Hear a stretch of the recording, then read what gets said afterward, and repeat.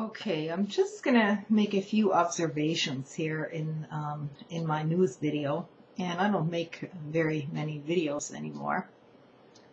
Seems kind of useless on YouTube, but for what it's worth, I still have a few listeners out there, and those will probably be dwindling off as well.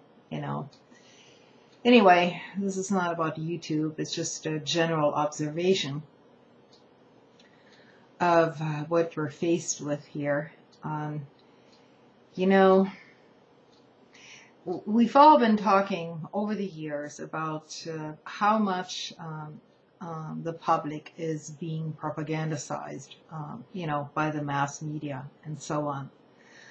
And, we've somehow, or at least some of us have studied this whole propaganda model, which dates back to, Bernays, possibly even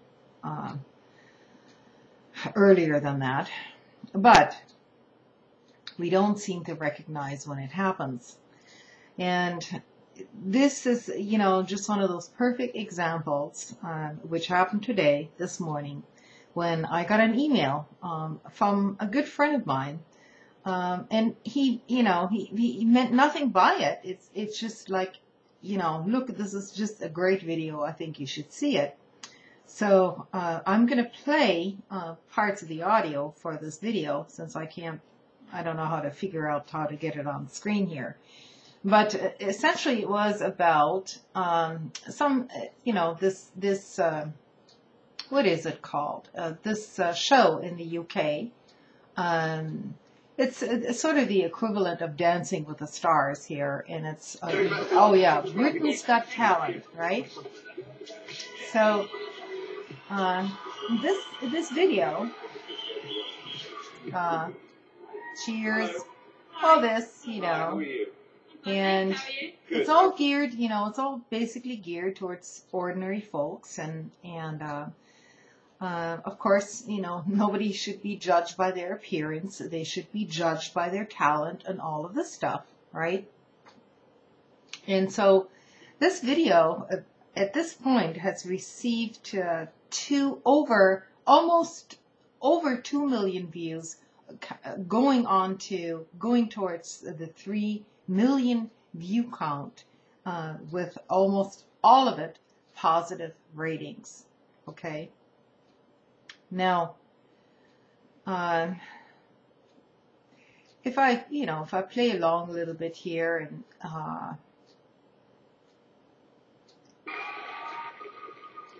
it's somebody exhibiting their capabilities, their talents, and it's all legitimate. And this is why,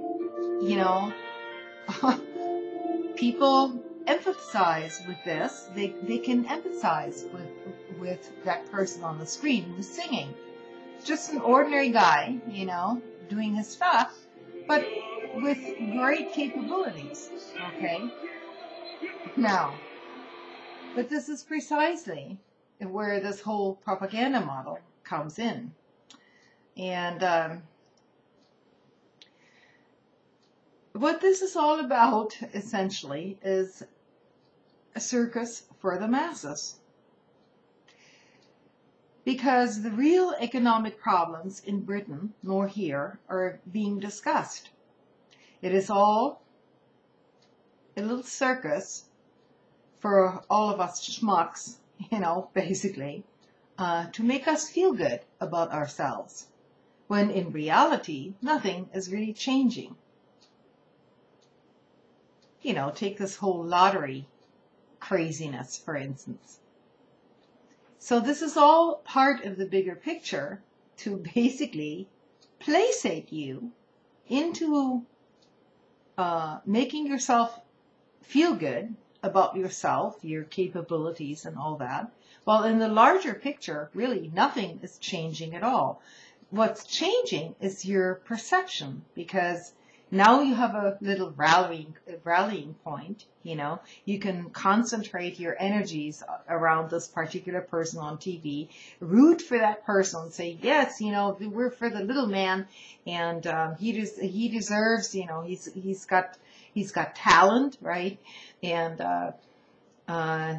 we stand behind him 100%, or, you know, behind Susan Boyle before that, or anybody on Dancing with the Stars. But what the bigger picture here is the underlying psychology that you're supposed to believe in. And that psychology, and it's, you know, it's designed by psychologists, by the way, is to get you to believe that you have, that you actually have some power over your own life. When in reality, that is not the case. What is being done here is a make-believe fairy tale that everyone can, you know, can just do good work, do honest and good work, and then you're going to be rewarded for all of this at the end. When the reality is otherwise,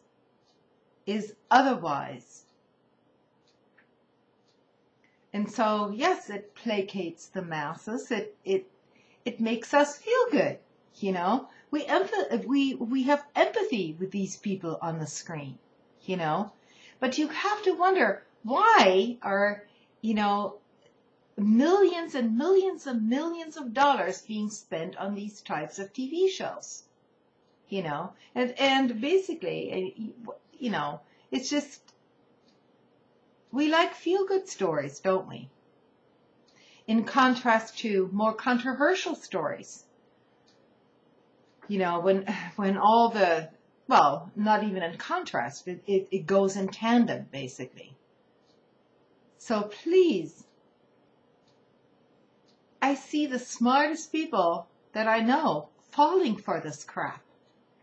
And it's really sad to see that people cannot see through this manipulation. Even after knowing about Bernays and propaganda, they don't seem to think that they're immune to it, you know. And I'm not, you know, I'm not saying I'm coming off, I'm on some high horse here or something, you know, but I can definitely see right through this manipulation. It is blatantly in your face. So I really can't see how anybody else cannot see this after being educated on how propaganda works on the deepest psychological level. And I'll post that video down below, which has 5 million views probably by the time you see it, is the perfect example. It's the perfect example. You know, and how much news coverage, you know, how many million views did some other story get? Like this, you know, like this ex-pharmacist in Greece, you know, who took a gun to his head, killing himself in a public place in front of Parliament because he had paid into his damn pension all of his life. Now everything's gone. All of it has been taken away, and it's being called suicide causes violent protests in Greece. Violent protests.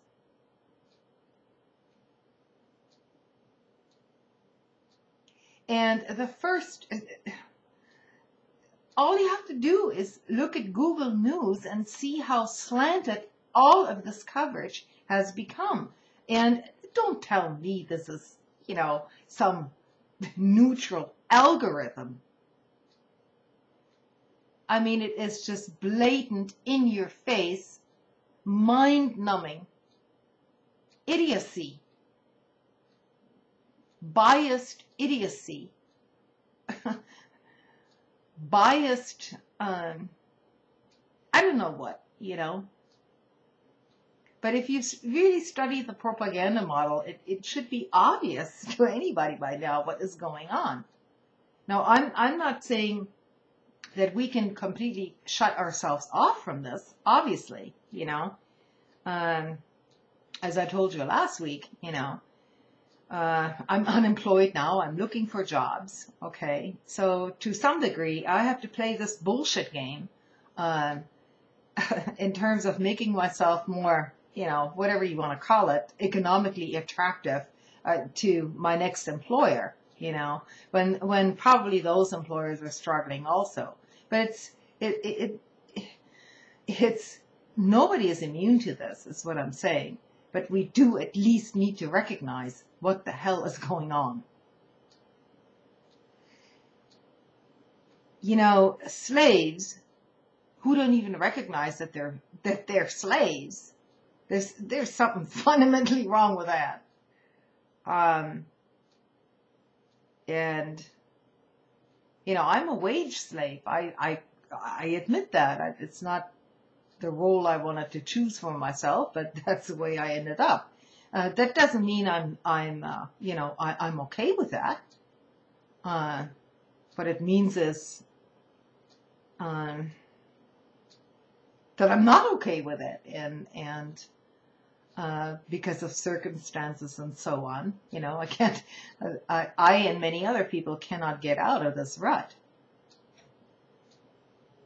and.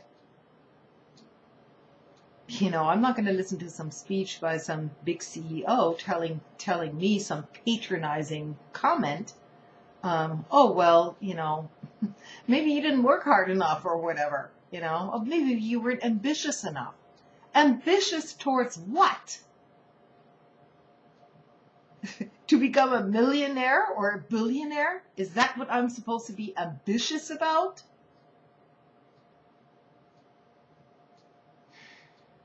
I know this is just a rant, and thanks for listening. Anyway, I'll probably see you later. Good night.